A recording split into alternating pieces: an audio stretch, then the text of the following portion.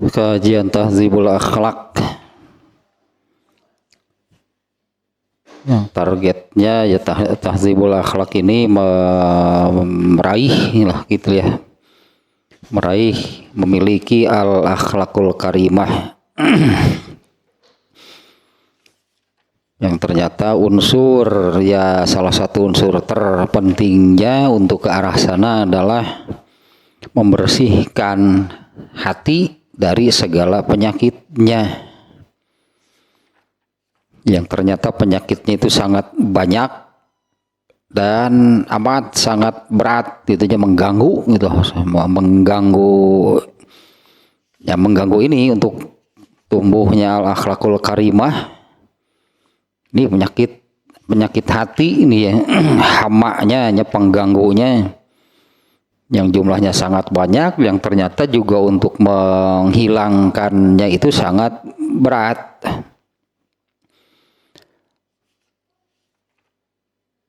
Masih yang nomor 12-nya, penyakit hati nomor 12-nya yaitu al-ghurur. Secara bahasa al-ghurur itu adalah tertipu. Ini kita baca lagi nih ya definisinya. Al-ghurur itu adalah sukunu nafsi ilama yuwafiqul hawa. Yang ya gurur itu ya penyakit hatinya, di mana hati itu menjadi seperti inilahnya. Hati itu tidak merasa salah, tidak merasa apalagi berdosa gitunya, tidak merasa salah, tidak merasa berdosa, bahkan merasa sukun nafsi itu merasa nyaman, merasa lebih dari itu nikmat gitu malah terasanya ya, ketika melakukan sesuatu yang sesuai atau ketika melakukan sesuatu yang sesuai dengan tuntunan al-hawa, padahal itu adalah kegelapan dan tipuan dari setan. Kan berat ya penyakitnya yang seperti ini nih definisinya ya. Merasa tidak bersalah apalagi berdosa, bahkan terasa nyaman dan nikmat ketika melakukan sesuatu yang sesuai dengan tuntunan al-hawa. Bukan tuntunan dari Allah artinya kan, bukan ketaatan aja, tuntunan al-hawa. Padahal itu adalah kegelapan dan tipuan setan. Nah, adapun orangnya, jadi yang saya katakan ini, saya suka nih dengan kalimat ini nih. Orang yang kena oleh penyakit hati al-ghurur ini, orang yang ittakhadzal hawa qaidan wasyaitona dalilan. Orang yang di dalam hatinya ada penyakit al-ghurur, yaitu orang yang menjadikan al-hawa kahayang jeung karesepnya sebagai tuntunan hidupnya dan setan sebagai dalilnya. Mungkin dengan satu ini saja gitu ya, akan sulit berarti ini ya untuk mendapatkan al akhlakul karimah, karena yang dilakukannya, karena yang disebut al akhlakul karimah itu adalah kalau landasannya yang diamalkan itu adab Islam, ajaran Islam ya. Kalau adab Islam, ajaran Islam dibiasakan menjadi biasa, mendarah daging, itulah al akhlakul karimah. Kalau ini kan dari al-hawa, mana mungkin ada al-akhlakul karimah. Ya, dengan penyakit hati yang ini saja satu sudah jauh, itulah pasti jauh panggang dari api kalau bicara al-akhlakul karimah. Ya, al-maghrur, ya, orang yang kena oleh penyakit hati al-ghurur ini adalah orang yang menjadikan al-hawa sebagai tuntunannya dan setan sebagai dalilnya. Nah, yang ada dua intinya, orang yang al-maghrur itu ada dua, orang yang kena oleh penyakit al-ghurur itu ada dua. Nah, yang kemarin satunya sudah selesai, yaitu ghururnya orang kafir. Karena kalau orang kafir segala penyakit hati pasti ada. Nah, ghururnya orang kafir itu garis besarnya adalah mengabaikan, menafikan, bahkan menafikan akhirat, sehingga hidupnya itu total hanya untuk keduniaan. Itu kafirnya, tertipu ya sesuai dengan kitab. Kembali lagi nih ya, sebelum ke sekarang ini berarti gururnya orang Islam. Jadi ada dua gitu ya. Gurur itu, ini gururnya kufar sudah selesai, gururnya orang-orang kafir. Nah, berikutnya mulai sekarang nih ya, nanti gururnya orang Islam. Nah, kalau gururnya orang kafir itu adalah yang demikian barusannya, mereka mengabaikan bahkan menafikan urusan akhirat, sehingga segala sesuatunya ya yang mereka lakukan, yang ingin mereka raih, yang mereka perjuangkan, bahkan keduniaan, dunia pokoknya. Itu gururnya orang kafir, sesuai dengan definisinya. Ya sesuai dengan definisinya, merasa nyaman seperti itu, gak merasa bersalah, tidak merasa berdosa, bahkan enjoy lah, asik-asik aja gitulah, cek maraneh nama gitu teh. Ya tidak merasa bersalah, tidak merasa berdosa, bahkan nyaman dan nikmat ketika melakukan sesuatu yang sesuai dengan al-hawa. Kalau al-hawa nggak akan ke akhirat, pasti ke keduniaan. Nah, orang kafir itu total yang seperti itu ya. Meskipun ternyata kan hal seperti ini juga kena nih kepada orang Islam, baik total ataupun tidak. Karena orang Islam pun ada yang total saja hidupnya itu untuk dunia dan keduniaan lah, itu untuk dunia dan keduniaan. Orang Islam mengabaikan urusan akhirat, banyak yang demikian. Ada juga yang masih lah ada ya terpikir, masih ada yang dilakukan, yang diamalkannya itu untuk keakhiratan, tapi minim. Itu juga gurur sama, karena kalau minim urusan melakukan sesuatu untuk urusan keakhiratan itu untuk meraih surga lah gitunya, beramal soleh berarti kan gak ada yang lain. Nah, kalau minim urusan tersebut pasti lebih besarnya kepada urusan keduniaan. Kalau ini orang Islam yang orang Islamnya,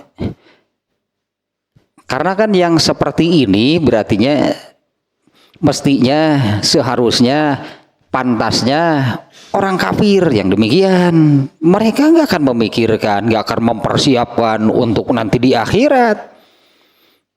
Mereka itu total, itunya hanya untuk dunia dan keduniaan. Itu kafir seharusnya. Tapi kan orang Islam juga ada yang demikian, banyak, bukan ada lagi, nggak pernah bahkannya memikirkan akhirat. Kalau ini ya dengan bahasa yang ini ya, mendengar surga gak tertarik, mendengar neraka nggak ada rasa takut, padahal orang Islam.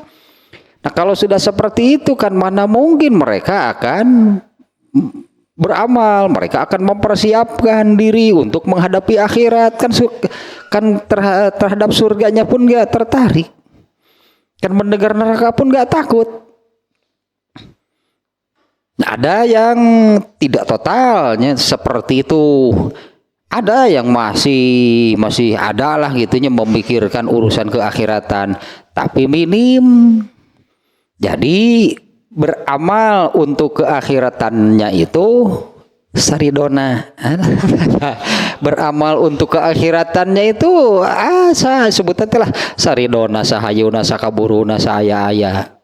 Tapi kalau untuk urusan keduniaan serius dia dangen. Ini sesuai sebetulnya ya, tertipu sebetulnya al-ghurur itu apa? Tertipu. Ya. Tapi dengan definisi tadi artinya kita bisa merasakan nih ketika melakukan sesuatu yang itu tuntunan al-hawa, apa sih yang dirasakan?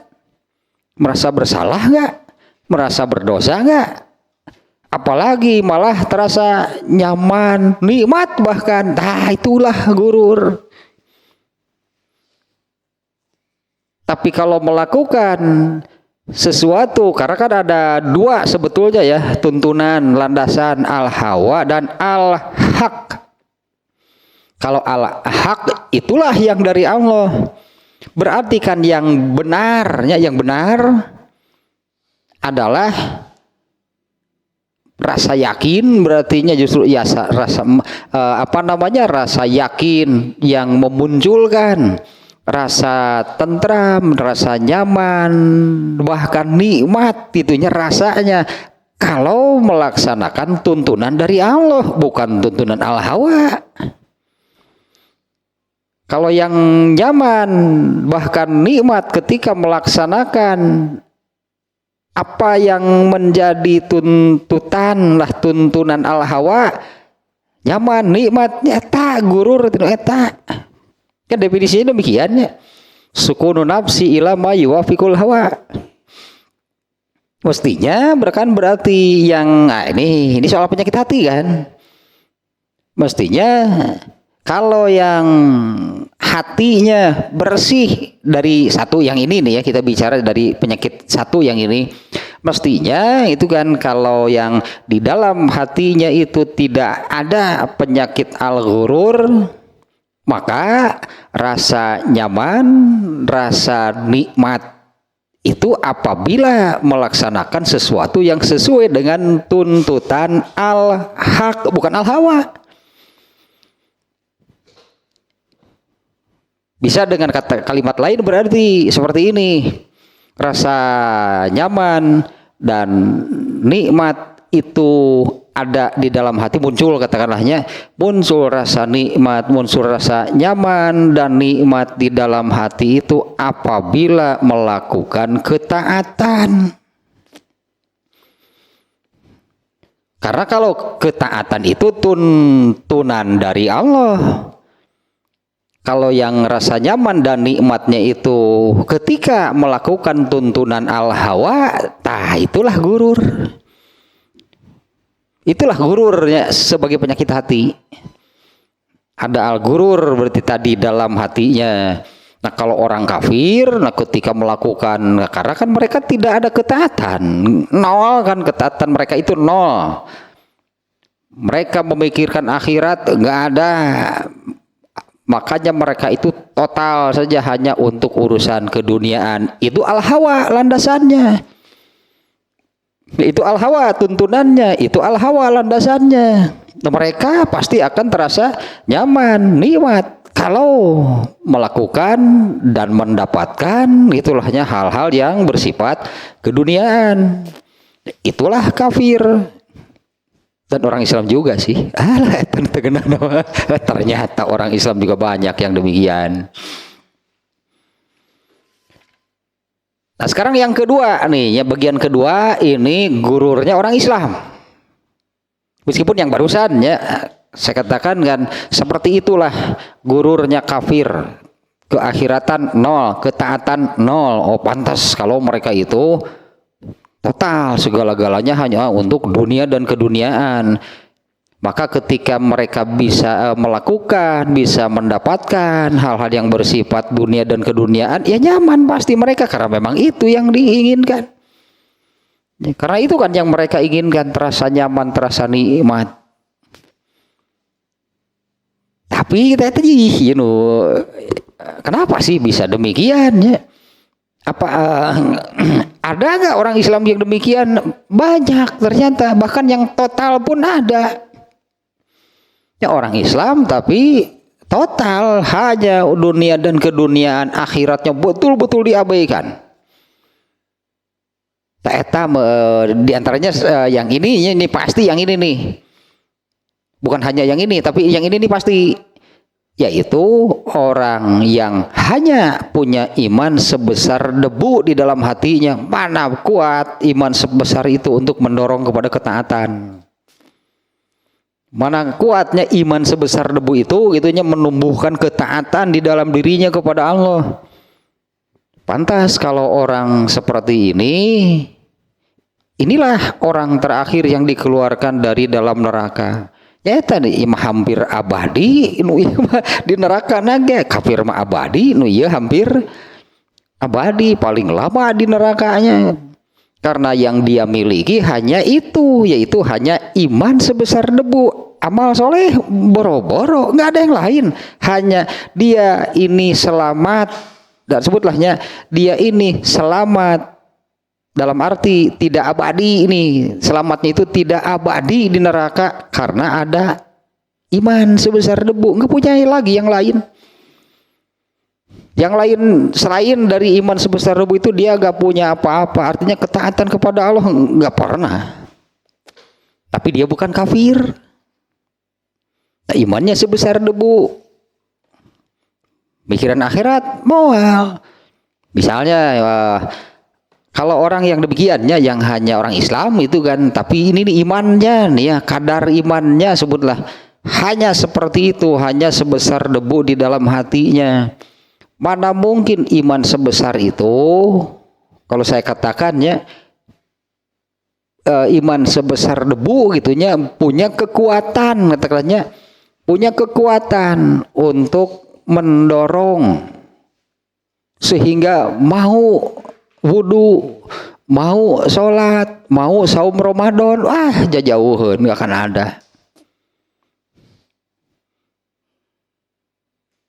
Ada yang lumayan, artinya lumayan nih di atas yang ini nih, ini kan paling rendah. Adalah di atas yang ini. Tapi gitu disebut teh ibadah nantinya sahayuna, saaya-aya, sakaburuna, ari daek. Ker daek gitu mun teu mun ker daek. Ya mun teu teh henteu gitu lah, kalau sedang ada kemauan baru mau, kalau sedang enggak ada ya enggak. Saya aya sebut teh ibadah saya aya gitu, saya aya sahayuna sakaburuna saridona. Nah kalau seperti itu bagaimana? Ya pasti kalau bukan ke akhiratan, pasti ke arah keduniaan, gak ada yang lain pasti. Ya kalau bukan mengarahkan gitu kan, kalau bukan mengarahkan, mengarahkan gitu hidup sebutnya. Kalau bukan mengarahkan hidup ini ke arah keakhiratan, pasti ke arah keduniaan, gak ada yang lain. Dan ketika melakukan hal seperti itu malah terasa nyaman, terasa nikmat. Nah itu berarti yang harus dibuang itu adalah al-ghurur yang ada di dalam hatinya. Ya berarti kena, tanya berartinya kena atau ada tuh di dalam hatinya penyakit hati yang ini, yaitu al-ghurur. Nah sekarang yang kedua nih, gururnya orang Islam. Gururnya kaum muslimin. Berarti gurur kafir hanya sudah selesai. Kita kembali lagi ke awal dia. Di awal ya tentang al-ghurur ini, yaitu di bagian zammul ghururi wa haqiqatuhu. Ini kita mereview lagi nya sebentar lah itunya sedikit. Artinya gurur itu mau kafir kek, mau orang Islam kek, gurur tetap seperti ini masalahnya. Dimana buruknya al-ghurur itu yang pertama berdasarkan surat Luqman. Tetap masalahnya tidak ke sebutnya, hidupnya itu tidak ke arah keakhiratan, ke arah keduniaan. Mau kafir mau mukmin, unsur itunya tetap ada. Nah yang pertamanya dalil tentang gurur itu surat Luqman ayat 33, yaitu bagian ininya ya, ayat 33 itu cukup panjang bagian gururnya nih. A'udzubillahi minasyaitonirrajim. Fala taghurrannakumul hayatud dunya. Janganlah sekali-kali kalian tertipu oleh kehidupan dunia. Karena seperti definisi artinya kan global. Definisinya kan yang tadi, gurur itu apa sih? Itu kan penyakit hati. Gurur itu adalah nyaman dan nikmatnya hati ketika melakukan sesuatu yang sesuai dengan tuntunan al-hawa. Kan seperti itu definisinya. Kalau tuntunan al-hawa kemana? Ke keduniaan, nggak akan ke akhirat. Karena kalau ke arah keakhiratan itu taat. Kalau al-hawa nggak akan ada al-hawa ke arah ketaatan. Kecuali kalau al-hawanya sudah bisa dikuasai, ditundukkan, diarahkan kepada ketaatan. Nah, itu seperti hadis al-kaisu mandana nafsahu lima ba'dal maut. Orang yang cerdas adalah orang yang mampu mengendalikan dirinya. Menguasai dirinya, mengendalikan dirinya. Wa amila lima badal maut. Nah, diarahkanlah ke sana, beramal untuk menghadapi segala sesuatu setelah kematiannya. Ini kan dalilnya kemarin yang ini nih ya, tentang gurur itu. Yang satu surat Luqman ayat 33. Yang kedua surat Al-Hadid ayat 13 sampai 15, itu tentang orang munafiknya yang ketika hidupnya mengikuti al-hawa, tapi di akhirat nanti mereka ini ingin mengikuti orang-orang yang beriman. Sampai mereka meminta itu, beri kepada kami cahaya kalian. Kemudian oleh Allah dipisahkan. Kenapa etama ini yang jelasnya satu surat Luqman ayat 33. Gurur pasti seperti ini. Fala taghurrannakumul hayatud dunya. Mau orang kafir, mau orang Islam, gurur itu pastilah, karena sesuai definisinya gurur itu mengikuti al-hawa. Dan yang muncul di dalam hati kan ketika mengikuti al-hawa itu malah nyaman, malah tentram, malah nikmat. Jelas tak gurur, tak tertipu. Kemudian dalilnya hadisnya, kalau tadi ayat Quran, ayat Al-Quran surat Luqman ayat 33. Kemudian itu ayat surat Luqmannya, fala taghurrannakumul hayatud dunya. Janganlah kalian tertipu oleh kehidupan dunia. Wala yaghurrannakum billahil ghurur. Dan janganlah kalian tertipu untuk taat. Yaghurrannakum billah. Ya, janganlah kalian tertipu untuk taat kepada Allah itu oleh si gurur, si raja. Apa namanya? Si raja tipu, setan. Jadi sesuai dengan definisinya, satu al-hawa dunia, yang kedua setan. Tak iya tah berarti dalilnya gurur teh. Surat Luqman ayat 33. Al-hawanya identik dengan keduniaan, kemudian di definisinya itu adalah tipuan setan. Nah, ini ayatnya. Di ayat ini menyebutkan satu kehidupan dunia yang menipunya itu, yang kedua setan.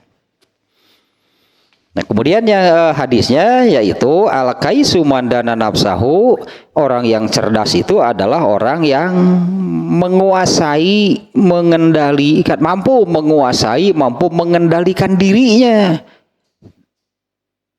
Terus diapakan gitulahnya, menguasai, mengendalikan dirinya, terus diapakan? Wa amila lima ba'dal maut. Nah, diarahkan ke sana berarti. Diarahkanlah kepada beramal untuk menghadapi segala sesuatu setelah kematiannya.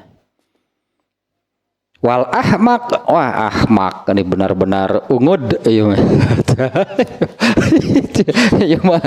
aduh benar-benar dungu ya, ahmak manit taba'an nafsahu hawaha, orang yang membiarkan gitulahnya, orang yang membiarkan dirinya itu mengikuti al hawa. Kenapa bisa seperti itu? Gurur di dalam hatinya, ada gurur di dalam hatinya.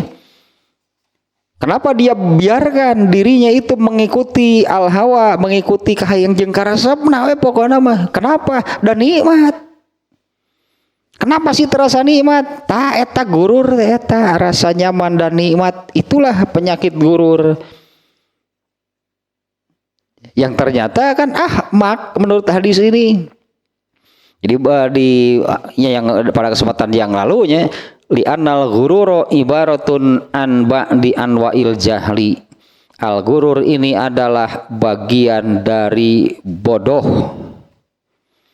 Ya, penyakit hati al gurur ininya bagian dari bodoh. Ya ahmak disebutnya juga.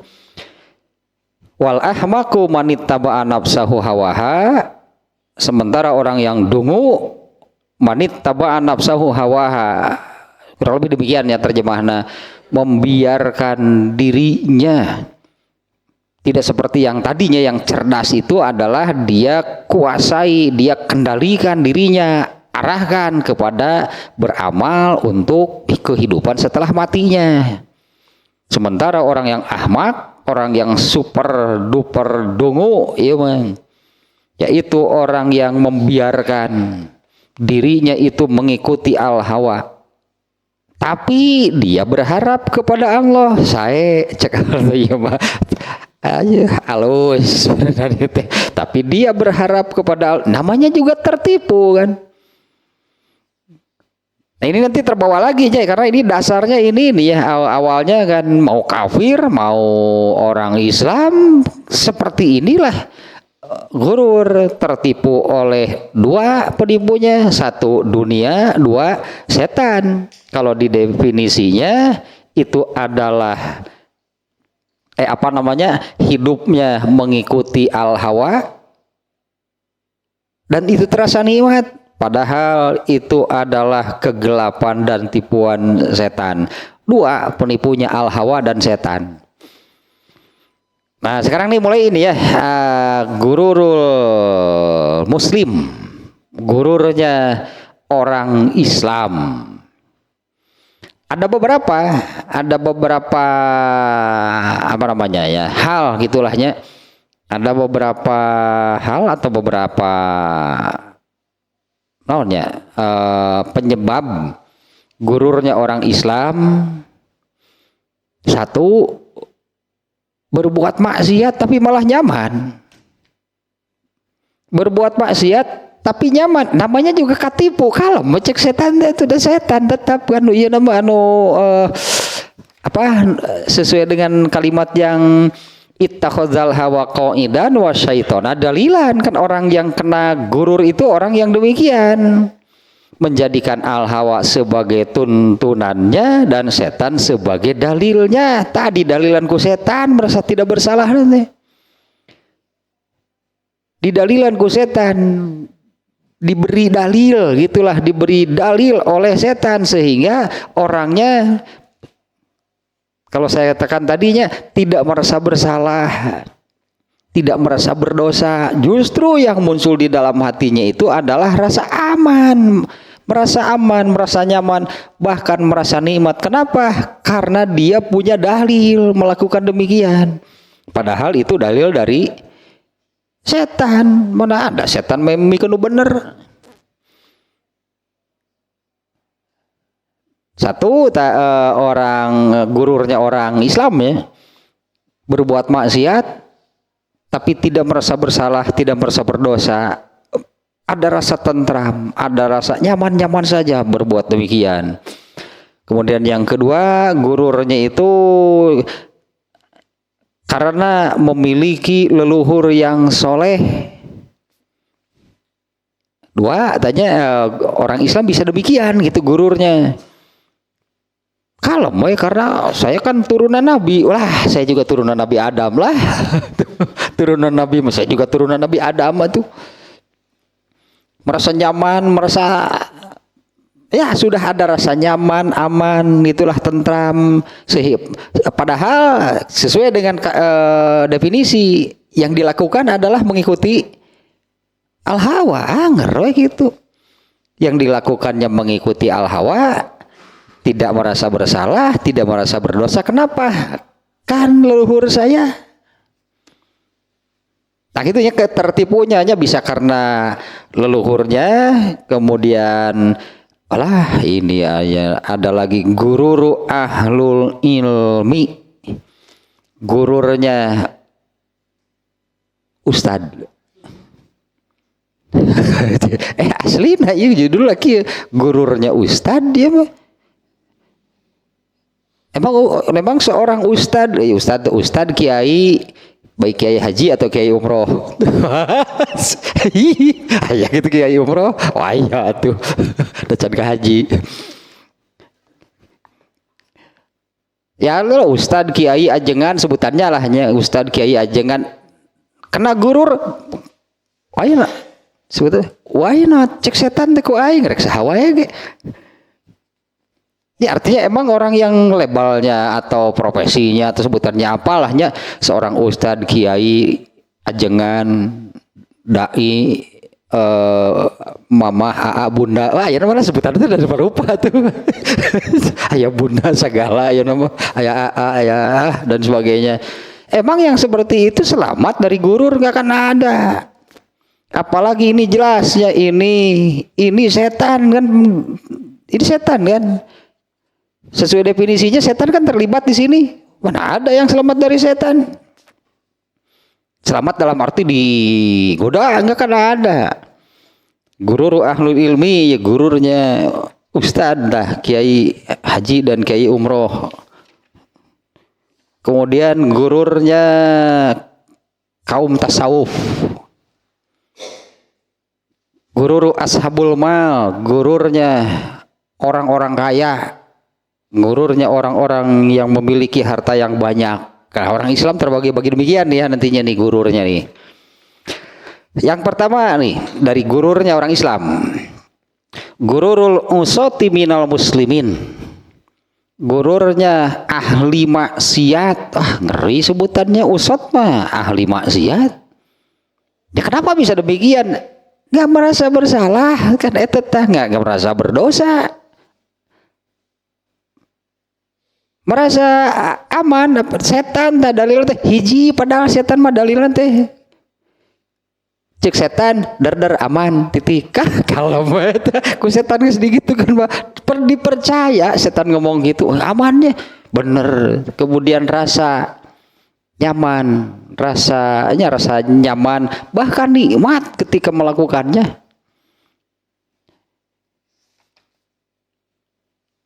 Semua penyakit hati berbahaya sebetulnya kan ya, ia memiliki sakit teuing. Definisinya gitu kan sukun nafsi ila ma yuwafiqul hawa. Nyata rasa nyaman itu di dalam hati, di dalam diri ketika melakukan sesuatu yang sesuai tuntunan al hawa. Parah ini. Parah ini. Cimalaka nu ieu cilaka tuh ieu aduh sakit teuing ya penyakit hati ya. Nah seperti apa nih ya gururul usati minal muslimin, ya gururnya ahli maksiat, orang ya ahli maksiat artinya yang biasa anggaplah itunya, gururnya orang yang biasa itu, yang biasa melakukan perbuatan maksiat dari kalangan orang Islam. Itu dah judulnya tah. Gururnya ahli maksiat dari kaum muslimin. Nah, mengapanya bisa demikian?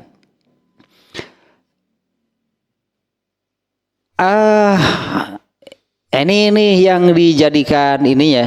Gururnya itu mereka seperti ini nih. Mereka mengatakan innallaha karimun. Ini kan orang Islam ya pada apal atau innallaha karim, Allah itu maha mulia. Nah nanti ini sesuai pisan itu yang hadis nu tadi teh si dungu teh ittaba'a nafsahu hawahu wa tamanna 'ala Allah, membiarkan dirinya mengikuti al hawa, tapi dia itu berharap kepada Allah, hidup mengikuti keinginan dirinya tapi berharapnya kepada Allah. Kalau taat kepada Allah kemudian berharap kepada Allah, pantas kan?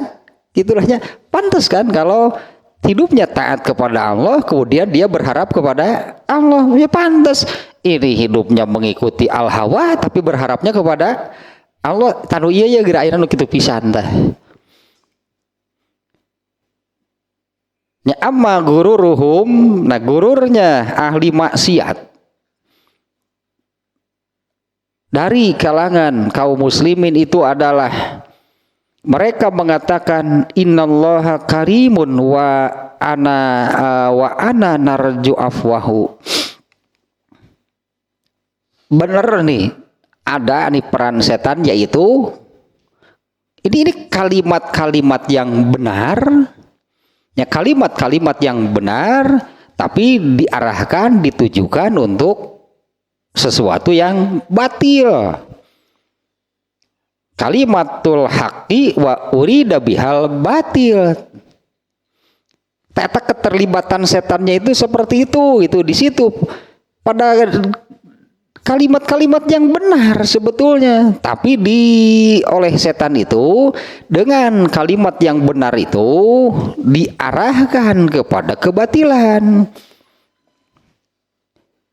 Nah, mereka mengatakan innallaha karim, Allah itu maha mulia, wa ana narju afwahu, dan kami mengharapkan ya dina kalimat ini mengharapkan, wa ana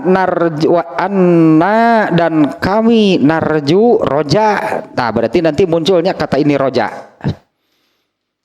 Kalau di hadis yang tadi yang ahmak si dungu itu wa tamanna, mereka berangan-angan, mereka melamunkan, mereka menghayal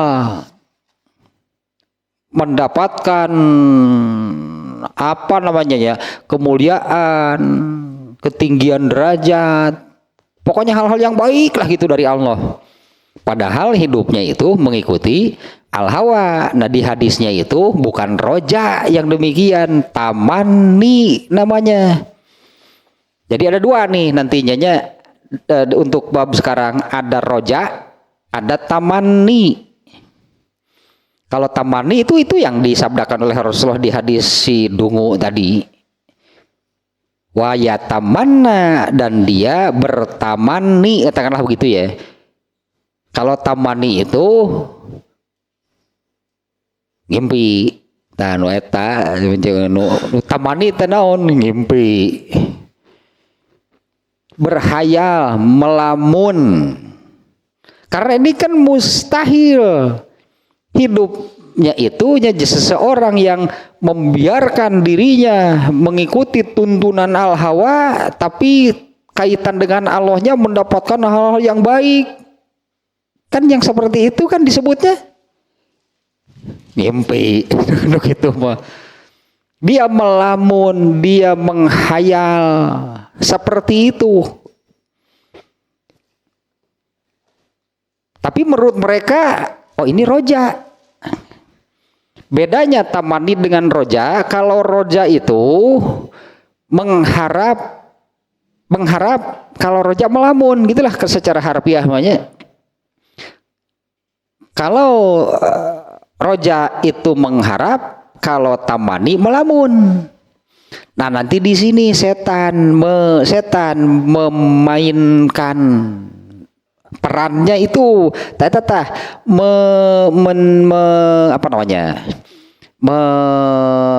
merekayasa, memanipulasi, mengemas sedemikian rupa tamani seolah-olah itu roja. Alah, kaharti itu Henteu sarua saya ge. Ieu tamani teh sesuai dengan hadisnya. Orang yang ittaba'an nafsahu hawaha, orang yang hidupnya itu, orang yang seperti ini kan, membiarkan dirinya mengikuti al-hawa, membiarkan dirinya mengikuti al-hawa, mengikuti kahayang jeung karesep itu. Artinya bukan ketaatannya. Orang yang seperti itulah pokoknya mengikuti, membiarkan dirinya mengikuti al-hawa. Tapi dia dalam hadisnya melamun, bukan mengharap. Tapi lamunannya, tapi dalam lamunannya, tapi dalam hayalannya, dia akan mendapatkan hal yang baik dari Allah. Benar nggak akan menerima, akan mendapatkan hal yang baik dari Allah? Ngalamun disebutnya teh panuk itu mah ngalamun atuh eta mah. Artinya mustahil. Tah kitu tah yang disebut tamani itu melamun. Tamani itu adalah kalau definisinya, kalau makna dalam bahasa Arab, tamani itu menginginkan sesuatu yang mustahil, tamani namanya. Kalau roja itu menginginkan sesuatu yang mungkin, ini mungkin, sangat mungkin. Kalau ini mustahil, tamani mah itunya arti tamani itu menginginkan atau mengharapkan sesuatu yang mustahil. Contohnya, andai ada, ini kan tadi orang berhayalnya, orang berhayal, orang melamun, menghayalkan, melamun dia mendapatkan atau istilahnya dimuliakan oleh Allah, diberi derajat yang tinggi, surga terbaik. Duh, hayalannya demikian, lamunannya demikian. Itu khayalan, itu lamunan bagi orang yang hidupnya mengikuti al-hawa. Mungkin nggak? Kan mustahil artinya kan. Apa yang ada di dalam lamunannya, apa yang ada di dalam hayalannya itu adalah hal yang mustahil kalau hidupnya itu mengikuti al-hawa. Misalnya tanya yang tidak mungkin teh contohnya kalau seorang manula lalu dia berpikir, andai sayanya muda kembali, tah eta teh lamunan ngahayal, karena itu gak mungkin terjadi. Gak sayang lah daripada gitu mah mending kan bae lah da geus manula ieu ngan pokona boleh lek budak ngora we. Tuh tibatan kudu lek budak ngora mah aing kajian ngora deui. Mustahilnya kalau ini contoh, artinya apa yang ada di dalam hayalannya, apa yang ada di dalam lamunannya itu sesuatu yang mustahil. Contohnya misalnya kalau orang mengatakan, orang berhayal, artinya orang berhayal, orang melamun, andai aku ini muda kembali. Banyak sebetulnya yang lamunan pikirannya demikian. Duh, mun nya soleh teh ti budak, mun soleh teh ti baheula. Teh seolah-olah andai waktu ini bisa diulang kembali. Eta teh lamunan tamani bahasa Arabnya. Makanya di hadis yang tadi itu tamani yang dipakai oleh Rasulullah itu ya. Manittaba'a nafsahu hawaha wa tamanna, dan dia berkhayal, dia melamun mendapatkan hal yang baik dari Allah. Nah, kalau di sini orang yang orang ahli maksiat dari kaum muslimin, tak gurunya seperti ini, innallaha karim, bener kan?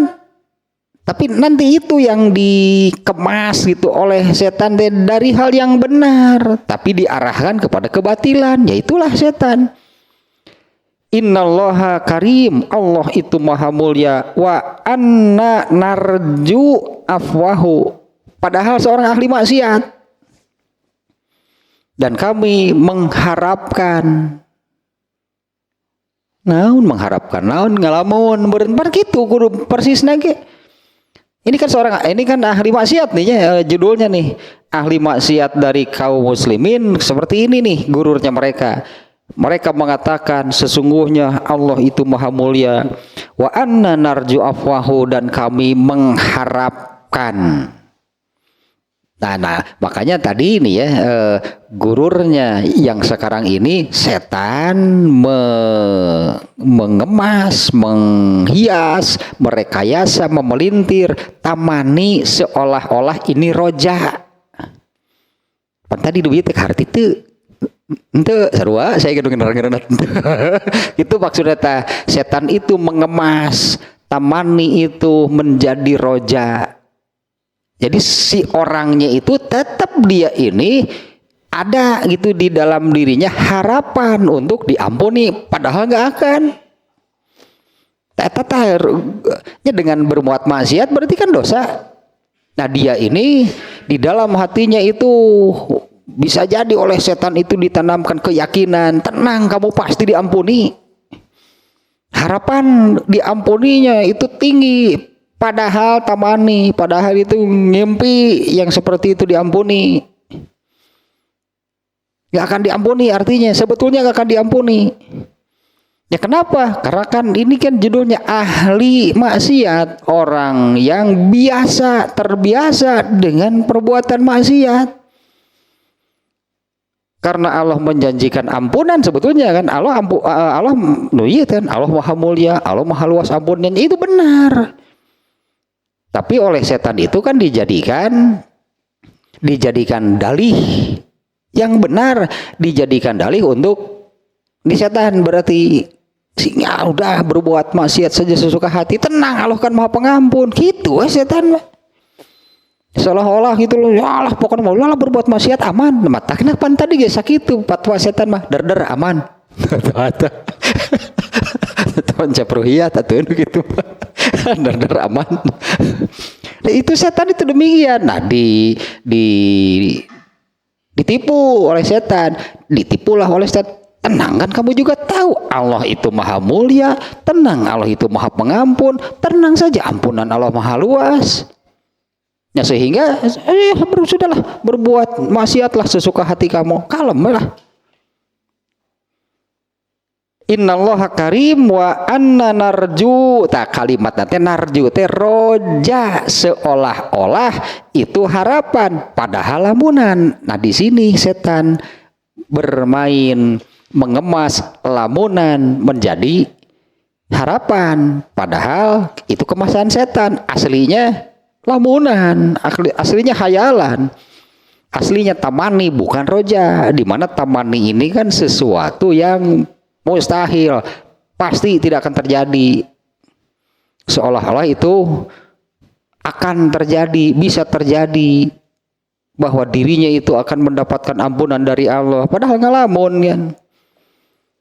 Mustahil terjadi, ya manula atau balik dia jadi balita.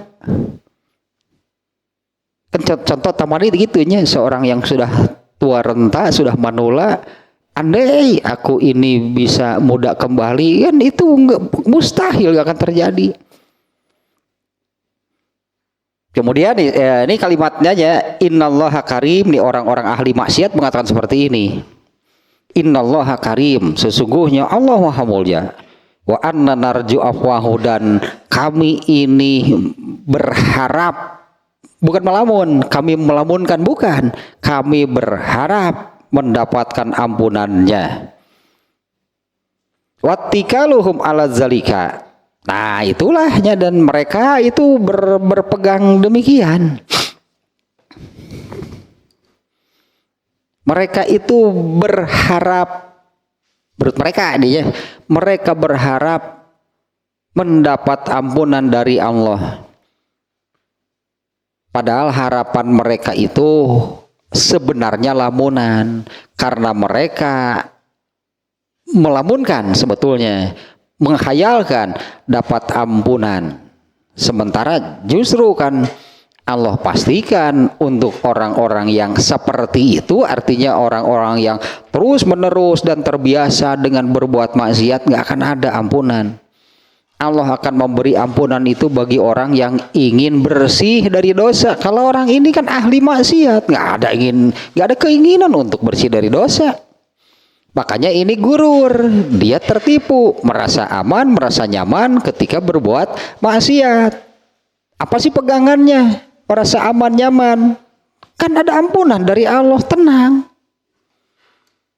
Ya kan ada ampunan dari Allah, ya tenang saja. Allah itu kan ampunannya maha luas. Namun mereka bersandar kepada hal tersebut. Sesungguhnya Allah maha mulia dan kami berharap seolah-olah ilahnya Allah maha mulia, kami pasti dapat ampunan. Seolah-olah demikian, makanya berbuat dosanya itu merasa nyaman, merasa aman karena pasti diampuni.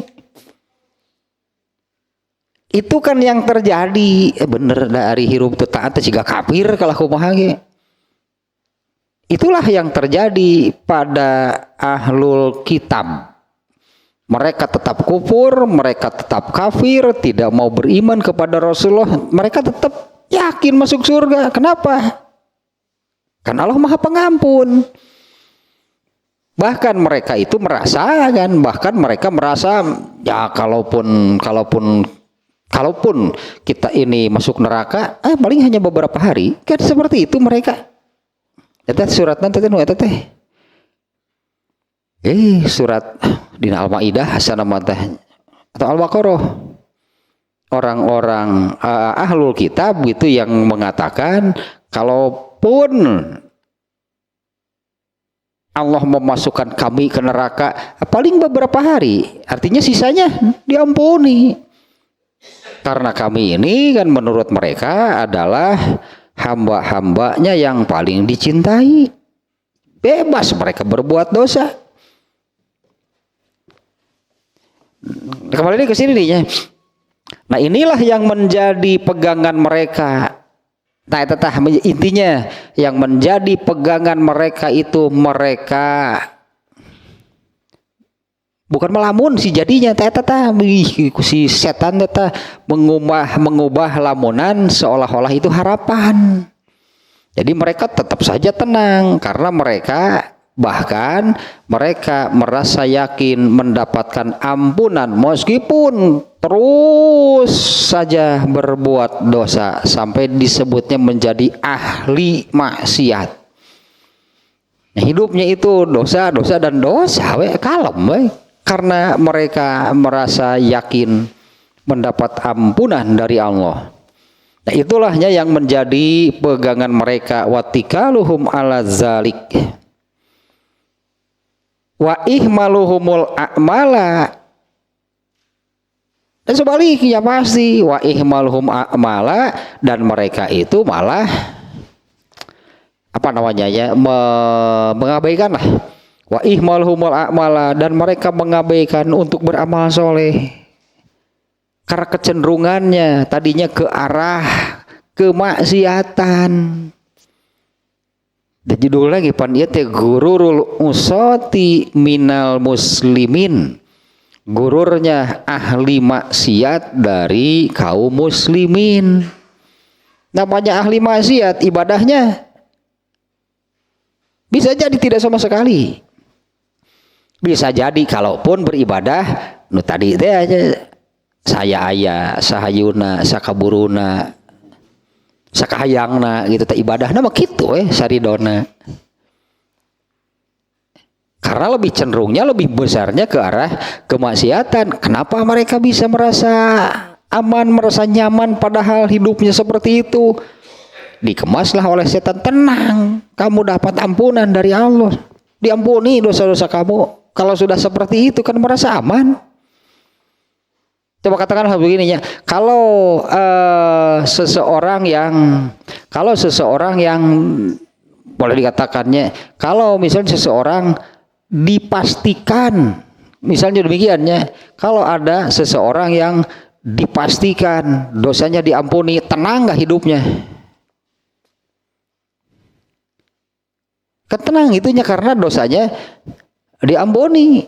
Nah itulah yang tertipunya itu demikian. Karena kalaupun berbuat lagi sudah tertanam di dalam dirinya bahwa dirinya itu pasti diampuni oleh Allah, tak eta setan dah. Padahal mimpi kalau orang yang seperti itu akan diampuni oleh Allah. Itunya, iya mimpinya kalau orang yang seperti itu akan diampuni oleh Allah. Karena Allah mau mengampuni itu kalau orangnya yang ingin bersih dari dosa, oleh Allah diampuni, dibersihkan dosanya. Kalau orang ini kan nggak ada keinginan untuk bersih dari dosa, dia akan terus melakukan perbuatan dosa dengan keyakinan bahwa dirinya pasti diampuni oleh Allah. Padahal ampunan bagi orang yang seperti itu mustahil. Inilah tamani yang dikemas menjadi roja. Mustahil orang seperti itu diampuni.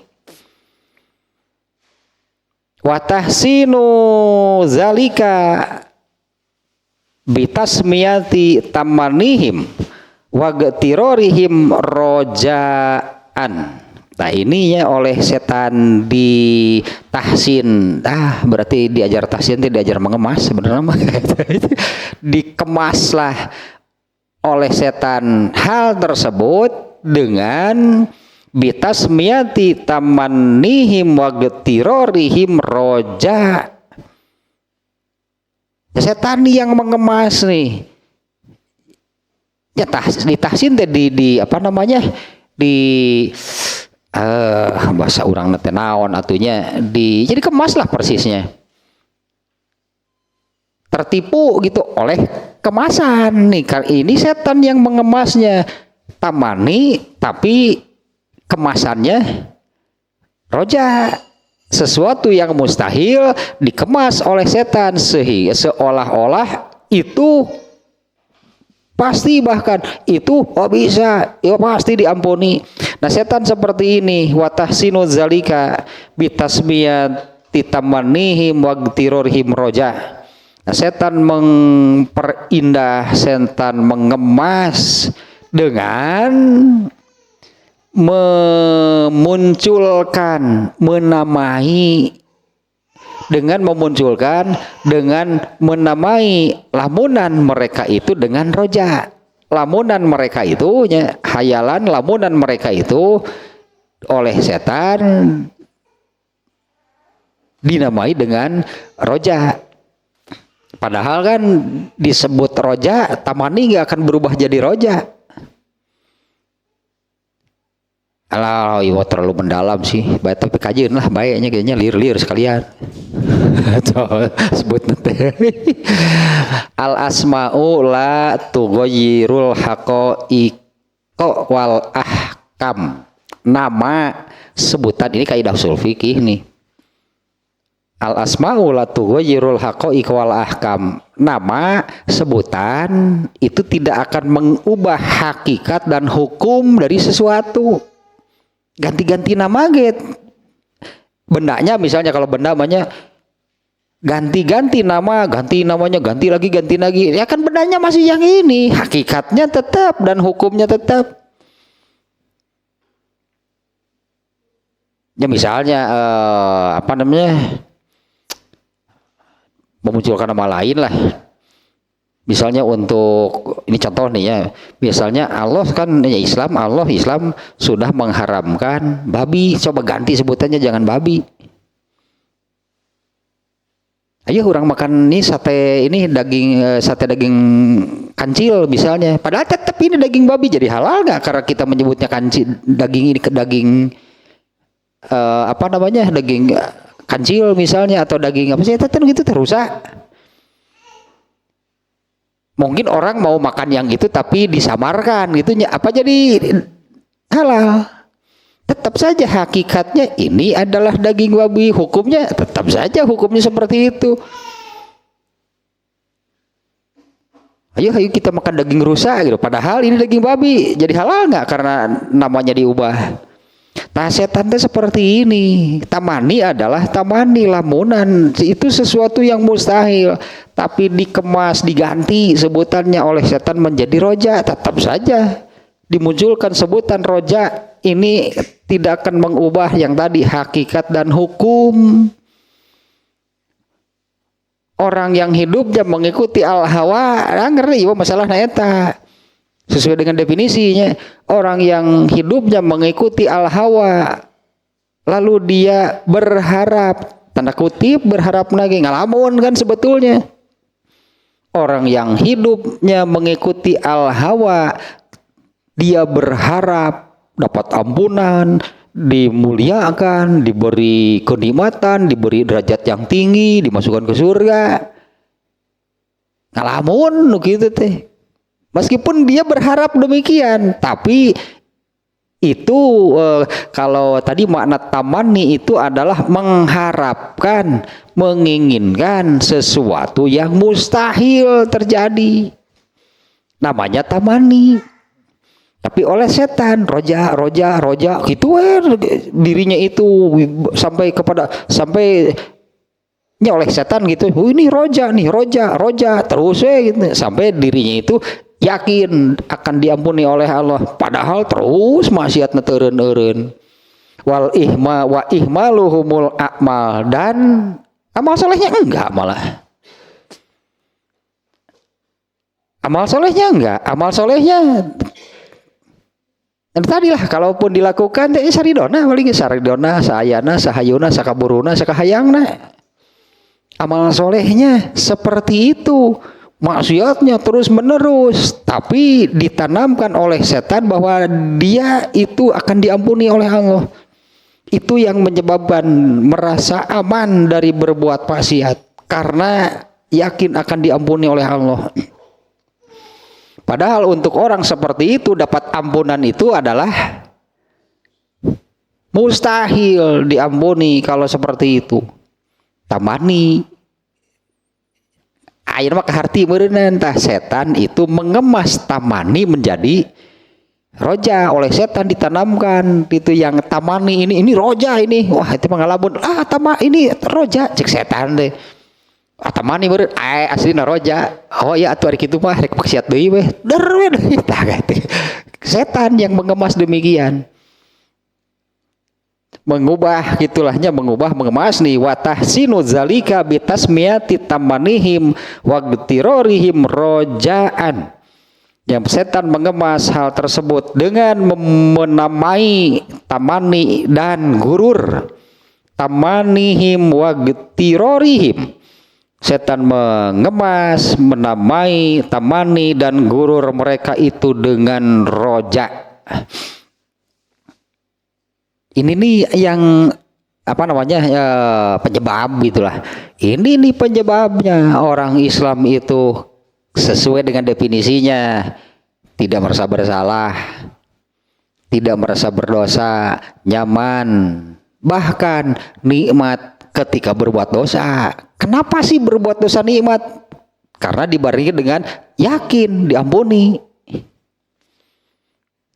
Ya, karena dibarengi dengan keyakinan bahwa ini pasti diampuni. Kenapa bisa yakin? Setan yang mengemas lamunannya, khayalannya tentang ampunan dari Allah ini seolah-olah itu roja, itu harapan yang pasti bakal didapatkan. Ya katanya, makanya sesuai definisinya sukunu nafsi ila ma yuwafiqul hawa. Nyaman, tentram, bahkan nikmat yang terasa di dalam hati ketika melakukan sesuatu yang sesuai dengan al-hawa. Padahal itu adalah kegelapan dan tipuan setan. Itu kan definisinya. Lah ya mah berat penyakit hati teh ieu teh mun diliwat atunya ieu mah ulah pun aya atuh ieu mah. Atuh moal anu ka surga ari wah setan. Wa zannuhum innar rojaa wa zannuhum annar rojaa maqamun mahmudun fiddin, dan dugaan mereka, sangkaan mereka, bahkan keyakinan mereka bahwa yang namanya roja tadinya ini harapan, bahkan itu kan yang menjadi keyakinannya akan diampuni. Itu yang membuat dirinya merasa leluasa, merasa bahkan nyaman ketika berbuat dosa itu karena dibarengi dengan keyakinan bahwa dosanya diampuni. Nah mereka mengira bahwa roja itunya hal seperti itu, maqamum mahmudun itu adalah satu tempat yang mulia. Ini setan pika sebelum bisanya. Seorang ahli maksiat saja oleh setan itu diyakinkan bahwa kamu akan mendapatkan tempat yang terpuji. Makanya beratnya penyakitnya. Wazannuhum annar roja'a maqamun mahmudun fiddin. Memiliki harapan, bahkan yakin gitulah ya. Dalam hal ini kan tentang sesuai ke awal tadi, Allah itu maha mulia, Allah itu dan kami mengharapkan ampunannya. Orang yang memiliki itu hal tersebut atau memiliki hal tersebut, memiliki harapan, apalagi keyakinan diampuni oleh Allah, itu adalah sesuatu yang mulia. Jadi kan ini orangnya akan menjadi ketika berbuat maksiat itu aman, nyaman, bahkan mulia. Kenapa? Kan diampuni. Kita merasa mulianya itu karena diampuni. Wa anna nikmatallahi wasi'atun wa rahmatuhu syamilatun wa karamuhu amimun. Artinya nyari Allah makanya ini kalimat yang benar. Kalau Allah memang demikian, kan nikmat Allah itu maha luas. Wa rahmatuhu syamilatun, kan rahmat Allah itu meliputi segala sesuatu. Masa saya tidak dirahmati? Ini kan ngalamun dewa, masa sih Allah hakikatnya kan sebetulnya mungkin nggak Allah merahmati orang yang seperti ini, merahmati seorang ahli maksiat? Mustahil, kan itu kan tamani ya. Mustahil Allah merahmati seorang ahli maksiat. Tapi kan ini kalimat yang benar. Oh, nikmat Allah kan luas.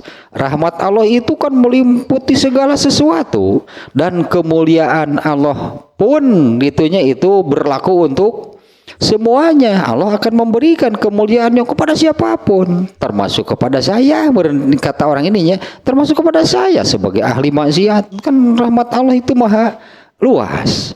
Kemuliaannya meliputi segala sesuatu. Dengan segala kemahaannya itu, wa aina ma'asil ibadi fi bihari karomihi. Atau kalau kesalahan sedikit, kesalahan satu orang seperti saya, apa artinya dibandingkan dengan kenikmatannya, dengan rahmatnya, dengan kemuliaannya? Terlalu kecil. Artinya itu menganggap semua dosanya itu kan terlalu kecil kalau dibandingkan dengan luasnya ampunan Allah. Makanya yakin diampuni. Padahal benar gitu, ampunan dari Allah itu maha luas. Tapi kan kepada siapa Allah memberikannya? Contoh yang jelas, Allah mengampuni ya orang yang mati kafir? Nggak ada. Mereka masuk neraka dan abadi, kan Allah nggak sudi mengampuni mereka. Itu kan jelas artinya, padahal kan ampunan Allah maha luas. Kalau saya suka mengatakan seperti ini, andai ini ya, andai seluruh makhluk lah, bukan hanya manusia, andai seluruh makhluk berbuat dosa sebanyak sebesar yang bisa mereka lakukan, ampunan dari Allah itu tetap lebih luas, lebih banyak. Nah, apalagi misalnya dosa saya satu orang, itu ampunan dari Allah itu kan maha luas. Masa Allah tidak mengampuni saya? Saya pasti diampuni. Padahal kan bukti ini ya, bahwa di dalam Quran kan banyaknya pernyataan yang menyatakan orang-orang kafir masuk neraka dan abadi. Artinya Allah nggak mau mengampuni mereka. Allah tidak mengampuni mereka. Artinya sudah ada sebetulnya orang yang dipastikan tidak dapat ampunan. Padahal kan tidak salah kalau ampunan Allah kan maha luas. Ya iya, tapi mereka kan tidak ingin diampuni. Ayat menyebut hayang-hayang tapi ngomong unggul. Ya ngomong unggul artinya ingin mau diampuni, tapi mana buktinya? Yang ada malah terus berbuat maksiat. Ya dikemaslah oleh setan, tamaninya menjadi roja. Nah ini nih yang ada dalam pikiran, artinya ini nih yang ada di dalam pikiran ahli maksiat seperti ini, yaitu roja itu pasti bagi mereka nih ya, harapan diampuni itu mereka itu pasti yakin diampuni dengan mengatakan kan rahmat Allah maha luas. Kan nikmat Allah itu inna nikmatallahi wasi'ah. Ya nikmat Allah itu maha luas. Wa rahmatuhu syamilah, dan rahmatnya itu melingkupi segala sesuatu. Wa karamuhu, dan kemuliaannya itu berlaku untuk semuanya, berlaku untuk siapapun. Wa aina ma'asil ibadi. Nah, apa artinya? Artinya begini. Apa artinya kalau kemaksiatan seperti yang saya lakukan dibandingkan dengan ampunannya? Padahal gitu tadinya, kalaupun seluruh makhluk berbuat dosa sebesar dosa yang bisa mereka lakukan, ampunan dari Allah ini lebih luas, maha luas. Kalau dosa yang saya lakukan, apa artinya? Masa Allah tidak mengampuni? Nah itu yang ada di dalam pikirannya. Wa anna muwahhiduna, dan kita ini tidak kafir. Ini wa anna muwahhiduna, kita ini tauhid, artinya kita ini bukan orang kafir. Fanarjuhu biwasilatil iman, maka kami berharap mendapatkan ampunan dari Allah itu biwasilatil iman, karena dalam diri kita ini ada keimanan. Nah sampai di jam kerusuhan, anger. Nah sampai di situ dulu lah. Ini mukadimah sih, ini baru mukadimahnya tentang ini gururul usati minal muslimin. Gururnya gururnya ahli maksiat dari kaum muslimin. Ngeri kan judulnya ininya, gururnya ahli maksiat dari kaum muslimin. Gururnya orang Islam yang berbuat maksiat lah gitunya. Gurur itu kan definisinya rasa nyaman orang Islam, tapi malah merasa nyaman ketika berbuat maksiat. Itu kan judulnya seperti ini ya, gururnya orang Islam dalam berbuat maksiat. Itulah supaya gampang dah judulnya. Orang Islam merasa nyaman, merasa tidak bersalah, merasa tidak berdosa, padahal yang dilakukannya itu adalah maksiat. Yang intinya karena oleh setan dibisikkan, tenang saja, kamu yakin diampuni. Eta yang membuat nyaman berbuat dosa, merasa tidak bersalah, merasa nyaman berbuat dosa. Teruslah dua hiji tuh. Baru mukadimah nih ya. Nah nanti lanjutannya adalah ini bahasa ya. Al-ghalatu fi tasmiyati tamanni roja.